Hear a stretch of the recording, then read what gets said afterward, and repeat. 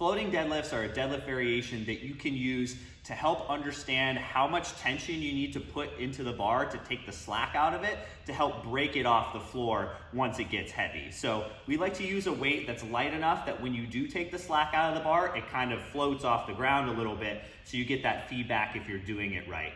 And typically we'll prescribe floating deadlifts with a couple of floats and then a full deadlift after that to kind of tie it all together. So a typical prescription might be like 2 floats, 1 deadlift, 2 floats, 1 deadlift, set, done. We'll often use that as some working warm-ups before our heavy deadlifts to sync everything up. So here's what it kind of looks like. So I set up like my normal deadlift. This can be done sumo or conventional.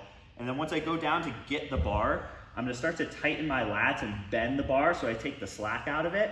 But then from there, I'm just gonna pull my chest up and try to bend the bar around my shins. So when I start to extend my back, the bar just floats off the ground like that. So I haven't even started to push with my legs yet. I'm just putting enough tension into it that the bar just floats off the ground.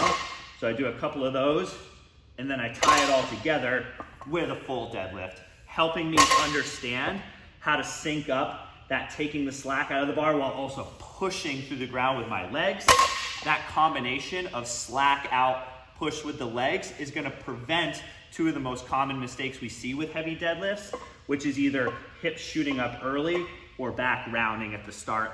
Both of those are typically a product of not putting enough tension into the bar. So try some floating deadlifts before your next heavy deadlift session to help you understand what it really means to take the slack out of the bar.